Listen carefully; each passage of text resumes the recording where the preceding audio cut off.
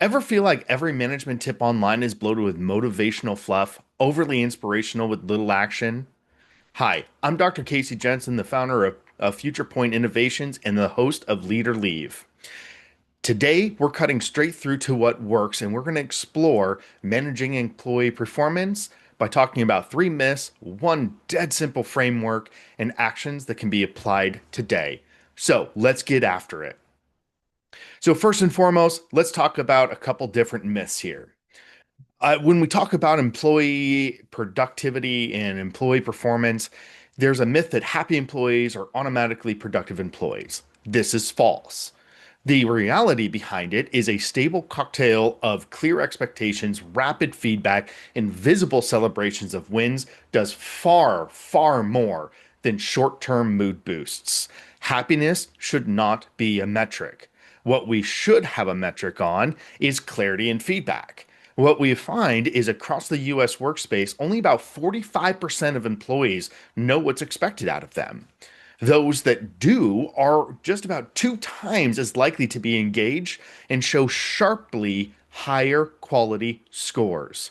Next, recognition cadence.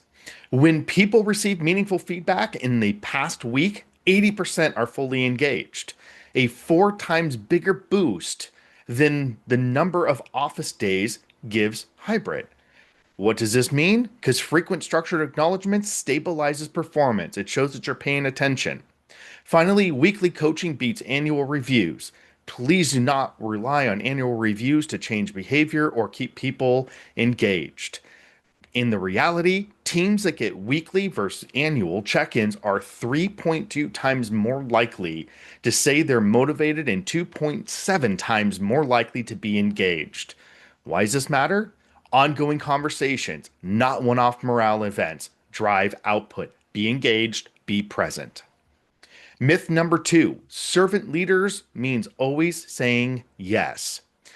This is false. The reality behind servant leadership is that we serve the mission first. That often requires a discipline to say no so the team can focus on high value work. Yes, servant leadership means making sure that our people have what they need to succeed, but it's serving the mission. And that also means saying no to things that don't provide value within the context of where are we trying to go. A fascinating enough, a Nature Partner journal in 2024 showed servant leader improved task performance via promotive voice, but only when leaders filtered requests and protected core goals. Meaning, saying no to distractions amplifies performance gains. Number three, micromanagement is always bad. There's a huge stigma of micromanagement is wrong, it's bad, and should not be done. Micromanagers are overly intrusive and it kills morale. Well, partially true, partially not true. The reality behind this is detailed level oversight is vital at certain inflection points. If someone is onboarding, you have to go through new compliance training. If you have a new task that somebody is not qualified to do, that requires more oversight. When micromanagement goes wrong, it's when the control never loosens. That's where we have a problem. 79% of employees have experienced micromanagement. 36% quit because of it. Why? And what can we do instead? The reality, chronic overcontrol erodes trust and retention. You got to have a time box there. 70% say micromanagers lower morale. 55% says that it hurts productivity. Engagement tanks when autonomy stays at zero. Micromanagers, if you are not going to loosen control, you're going to see a lack of engagement. Fascinating enough, yet when managers switch from annual to weekly feedback, team members are more than 5.2 times likelier to feel the guidance is meaningful and 3.2 times likelier to be highly motivated. In short, when we use these micro bursts of oversights, check-ins, sprint reviews, delivery, the right amount of detail, and then relinquish control, people feel like they are in control. They have autonomy to do the job that they were hired to do. What's the key takeaway here? Oversight should be situational and time boxed. Deep dive when stakes or skills demand it. surface quickly and hand autonomy back to competence as it grows. All right, let's talk about segment number two here, the no BS framework. This is what I'm calling the three C's. Let me introduce this framework in a very simple way. The reality is we're looking at clarity, cadence, and consequences. It's simple, it's sharp, it's scalable. Much like I brought up the myths just a minute ago, we start with clarity. What does clarity actually mean? It means, do you know what success looks like? Can you answer that question of what does good look like? What does success look like? If you can't, then you need to go back to the drawing board and clarify that. When you send an email, it should say done looks like X, especially when you're assigning a task. If you're not able to do that, then we need to go back to that drawing board. The red flag here is if somebody is asking you as a leader, or you find yourself as an individual contributor asking your boss, what exactly do you want? What does done look like here? This is where we need to get into a much clearer view. Now, this does not mean to those that are assigning tasks that you have to be 100% understanding about what everything in the process looks like. It does not mean you need to understand everything that done looks like. What you do have to do is be open to the conversation and know where do you want to go. You might have an initial idea, and through research, change happens. Through practice, change happens. That's okay. You need to go back to clarity and bring that out to your people saying, hey, clarity, done looks like this. Success looks like this. You need to be able to qualify that. Number two, cadence. Cadence is absolutely important. As you heard in the myths, when we do weekly feedback and frequent engagements, the engagement score go up, the feeling of autonomy and meaningful work goes up. It makes a massive difference. So when we talk about cadence, it's our consistent check-ins. Now, this is up to you in your work environment to be able to say, what is that frequency? You need to be able to figure that piece out. I am a very big fan of, especially if you're onboarding somebody new, that constant check-in needs to be probably every couple days as they get to familiar with the role, with the job, with what tasks they're going with, so on and so forth. Then yeah, maybe it's every other week, maybe it's every month. But the consistent check-ins make a massive difference. As new projects come up, you might need to have more consistency, more cadence earlier on, or daily stand-ups to make sure that everyone's on the same page. But this is where we really need to be understanding of how often are you checking in? Hell, talk to your people about it. How often are you checking in enough? Are you doing the right topics during the check-in? Schedule those recurring one-to-ones and stand-ups. It is imperative that you have that. And this also means do not change it. You need to be there. You need to be present. There's a red flag here. If you are always fighting fires, then your cadence is not right. You need to go back and examine that because firefighting is reactive. Having a consistent check-in is a proactive measure. Now, finally, we get to the last one, consequences.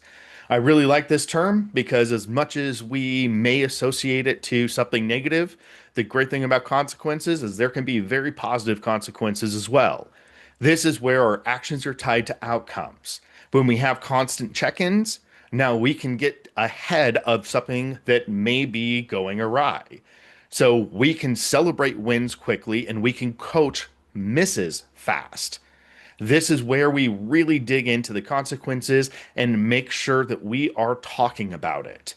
When we talk about coaching misses, it doesn't necessarily mean that this is a performance issue as much as there might have just been some new information. But if you are not having a consistent cadence, then you're going to miss that and you're going to go back to firefighting mode, which means now you have lost your cadence and likely clarity is going to start to get a little bit hazy. When it comes to consequences, the red flags here is when talent starts to disengage. Now we need to start figuring out why talent is disengaging. Is that because we are not talking about the wins or we are not giving enough of the coaching aspects of this to be able to make sure that we have enough information and enough priority placed on our people? Folks, try it. I guarantee you, you will start to see pretty quick results when you start going back to clarity first, then our cadence and consequences, i.e., what does success look like? How often should we be checking in? And now, what actions are tied to those outcomes? And do we need to celebrate or coach? Now, our next piece is talking about a slight scenario here. Real world scenario. Your performer slips. What's your move? Think about this for a minute. How would you go about this? Would you assume that there's personal issues? Would you dig into metrics? Would you offer resources? Or would you wait and see? This is a real world scenario. This happens often. Our top performers may be slipping and missing some type of cadence. They might be missing a deadline. Their work might not look as good. So the question is why? What do you do? If out of those four choices you decided to pick metrics first, then you are starting strong. Why? Because if you go back to the three C's, it demands data before drama.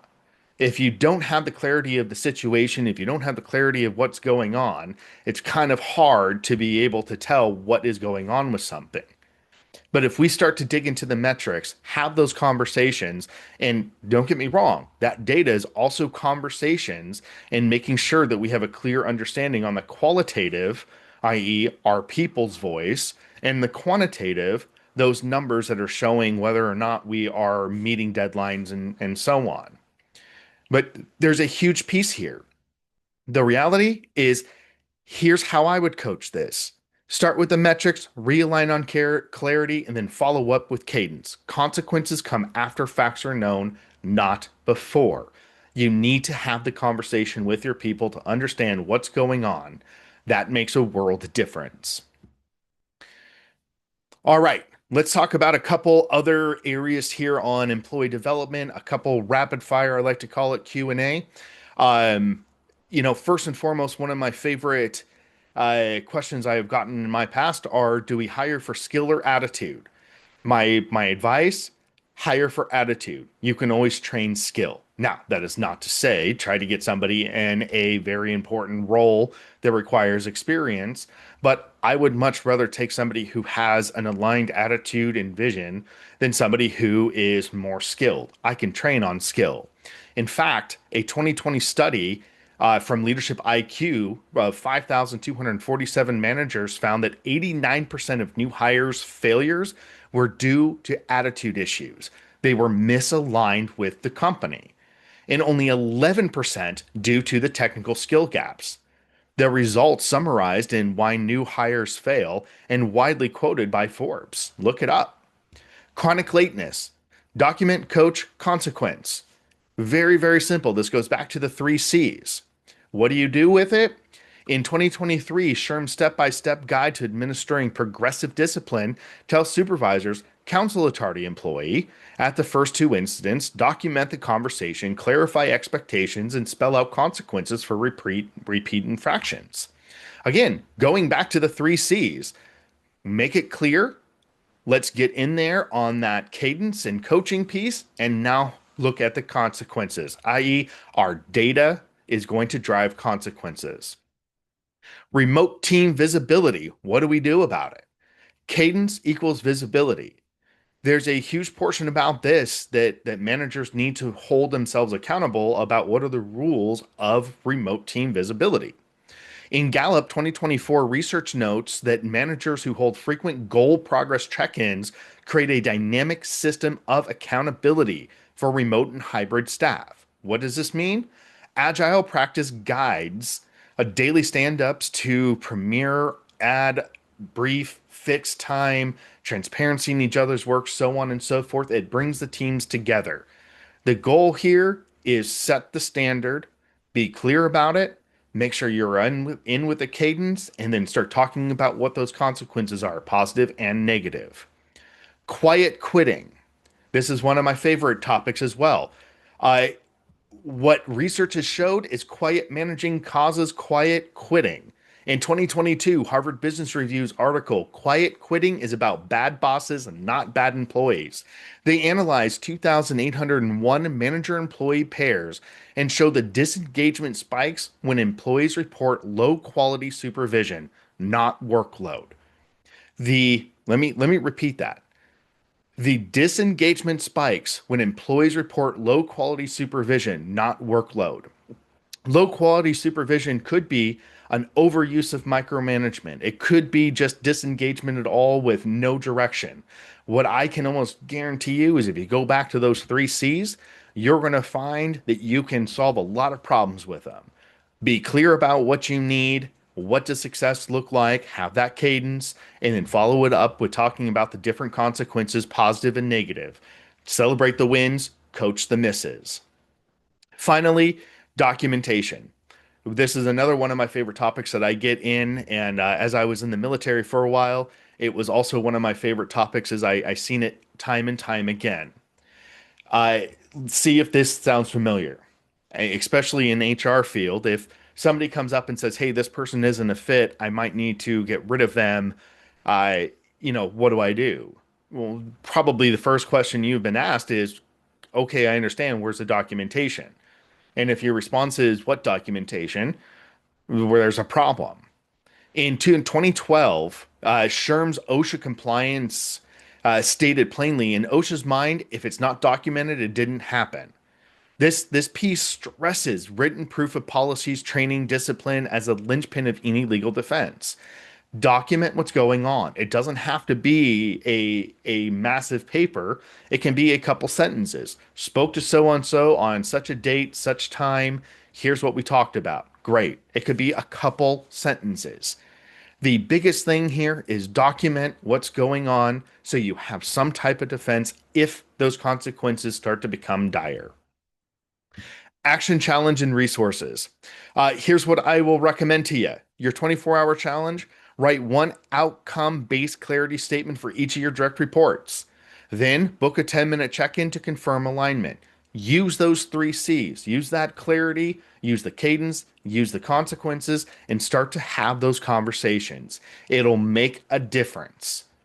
Finally, take the time to post your statement on LinkedIn with hashtag no BS employee management and tag Future Point Innovations. I'll feature a few of you in the next episode. I hope this hits home for a lot of you, and thank you for watching. Please give it a like, subscribe, hit the bell so you don't miss what's next. We're going to be doing weekly podcasts here in these micro sessions of 20 minutes or less to give you, again, those practical application that you can start today. Again, I'm Dr. Casey Jensen. I'm the founder and leader of Future Point Innovation, and it's been a pleasure. I hope you all have a great day.